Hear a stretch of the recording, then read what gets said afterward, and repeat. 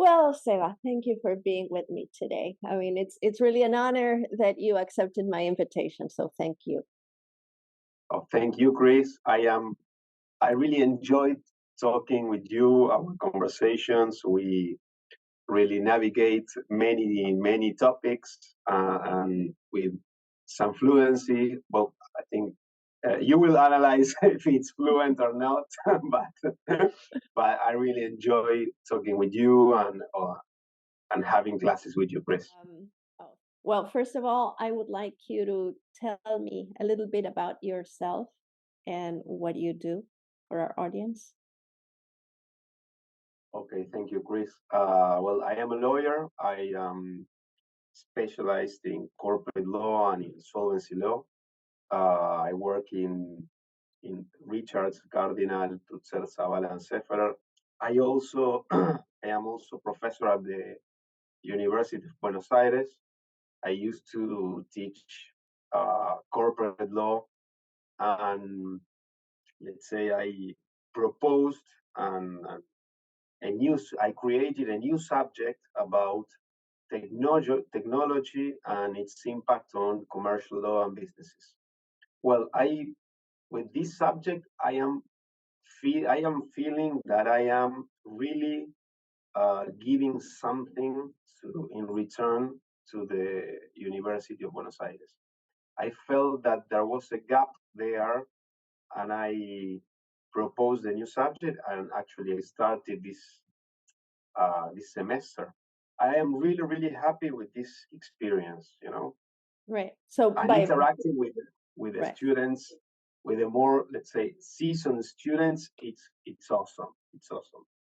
I mean, I do think that it's fantastic that you're doing this, and like your interest, your need to change, your need to still find something that kind of sparks, your passion, which definitely is there, and giving your knowledge and sharing your knowledge with students. That is fantastic. So congratulations. Thank you, Chris.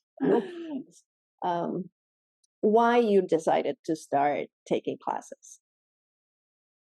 Why? Well, I think I started, let's say, 2 or 3 years ago. I personally believe that any professional needs this. I, in particular, always needed this, and it's like a bridge that we need to build for keeping updated with this language. Right. You know? Yeah. I'm sorry I interrupted you. I wanted to mark something that you said that for me is actually very important. That is this idea of persistence. You have been very constant and persistent, and actually you have surprised me in that sense, because when we first met, you looked for me for something specific. I don't know if you remember. You needed some practice. Do you remember? I was, let's say, in an English emergency time, because I I committed to give to speak in an event, in a virtual event in English about, I think, about insolvency.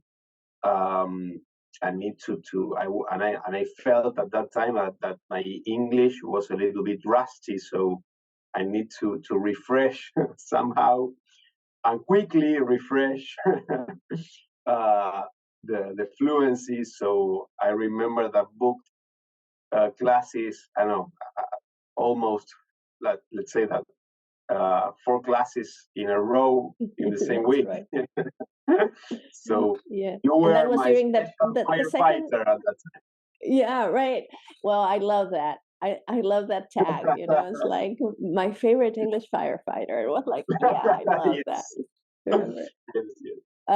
And that's how we met. Actually, that's what we said to one another for quite a long time. Do you remember? It was like, hello, my favorite firefighter. My favorite English firefighter.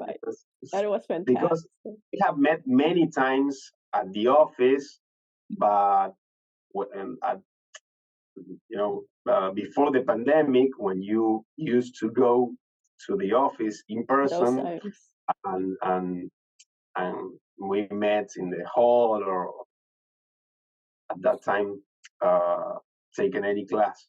So I remember that I had that emergency. I think Yes. it was 2028 or 2020 or 2021. I don't 21. recall exactly. Yeah. And then I said, well, it's objectively I need this, so let's continue with let's stop the emergency, and let's take it as a regular and constant issue, and part of my, let's say, my weekly agenda.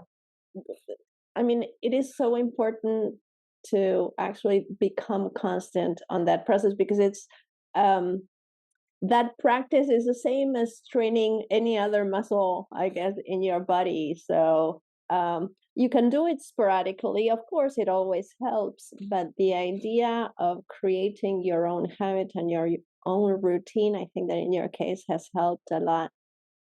Which also brings me to the point that, I mean, to be here, consistently for now, I guess, 2 years, also means that you have had to give up some other stuff. So you had to make space for this. It's not only the idea of actually, oh, I have the idea of taking classes, but it's the idea that you knew that you had to make space for this moment. And that is what actually surprised me so much about your process, apart from the progress. It's been that you have consistently found a space in your busy agenda to dedicate to yourself and to commit to yourself, and of course to me, because there is this commitment of time, of being here, of not being interrupted. So in order to do that, you had to give up other stuff, whatever that was, maybe an hour of sleep or maybe an hour of work. I don't know. But that is a lot in today's world. So, well, first, congratulations for that, because, that's another achievement. And another one, it's great that someone prioritizes his skills, his learning, and knowing that he's creating that space for himself. That is awesome, really. And you have done it consistently, so bravo. I think it's like going to the gym. It's really important to find the gap, to be more strong, to have this skill, to strengthen this skill in the end. This is, I think, this tool, it's essential for this world. So I always tell my kids that something that they need to get is English. This is a really, really important tool in this current world. Yeah. Yeah, definitely it is, and it is true that maybe 20 years ago it was a plus, and now it's one of the core skills. Yes. That has changed. Yes, you are. You can be. Let's say you can get a job if you have, let's say, some acceptable level of English, or even better than that. If you are fluid. But if you lack of this skill, well, you will be out of an important share of the market. Yes. Yes, like I've changed my speech about that with the years, because several years ago, and I mean several years ago because I've been doing this for a long time, I used to tell particularly professionals, well, just don't worry. When they came to me and was like, oh, I have to learn English because this is this position and so on. And I used to say, well, don't worry, because they want you for the skills you have other than English. If you are valuable enough as a worker, professional, whatever, they will give you English classes. So just don't worry, And now I don't say that anymore. I can't say that anymore because it's not true. I mean, the technical aspects of a job, generally, a company will give you But if they have to sometimes invest in the process of making you learn English, which is a long process, and we know it because I mean it's learning and practicing and a lot of things that are involved, maybe it takes a long time. So between a candidate that speaks English and a candidate that doesn't, I mean, that option is not the same as it was 20 years ago. So yeah, it has become a core skill for sure. So it's Yes, in the important what end, you're telling your kids. Yeah. yes.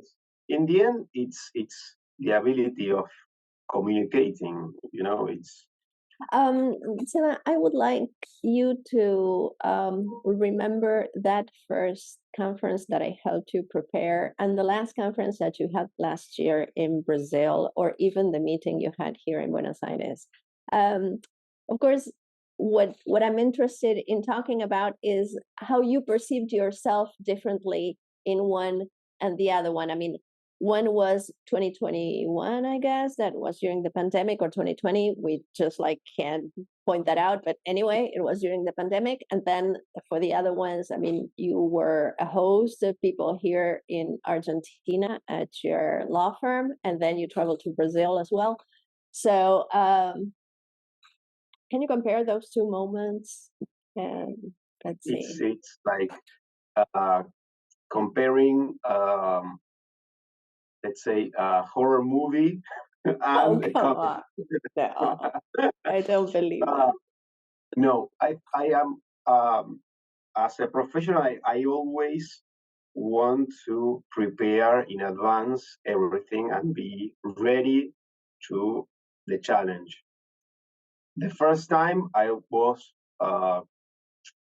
let's say, not horrified, but really scared about the English level that I had at that time, because I had some rustiness in the in the language. And but with your help, I prepared a lot in a very short time frame. That event, I had to speak. It was, let's say, 5 minutes, 10 minutes, nothing really difficult to achieve. Then this February went to Brazil to a conference of Insol International that was held in Rio. Insol International is, let's say, the international, or the biggest international network that about insolvency. And I visited, let's say, 3 or 4 law firms, local law firms, and the big difference that I felt was in the confidence. I was very confident in my English skill, in my English level. Actually, I started talking with uh, in some meetings in let's say in Portuguese, or some Spanish Portuguese in Portuñol. And Portuñol. then, yes, and then I switched to English because I felt more comfortable in English.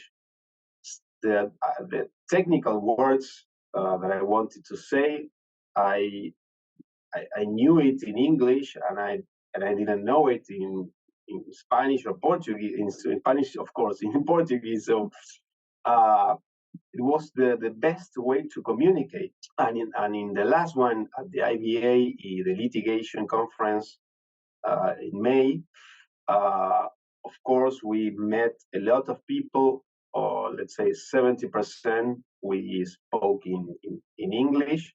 And actually, the last panel, I raised the question and a recommendation for the IBA in English. So really, the big difference is that you feel that you have more tools, that you are more confident with the tools, that you are strong in that important area. Thank you, Seba, for these moments with me. I know that you have a very busy schedule, and it's wonderful to have the possibility to talk and to have these moments. And thank you for your generosity for like helping me in this new process, and at the same time perhaps you actually leave some seed in someone that actually is saying like, will I be able to? Will I not? So thank you for Something very that. important, something very important for the audience, for the big Pontirolis audience, is that we are young enough to continue learning. That's it. That's it. We will always be young enough to learn. I guess Yeah. that's a perfect way to end this. So thank you very, very much for this moment. Thank you, Seba, for this moment. I truly appreciate, and it's always a pleasure to talk to you. Thank you, Chris. The same. I think the same way. Okay, great. So thank you. Bye bye. Bye bye, Chris.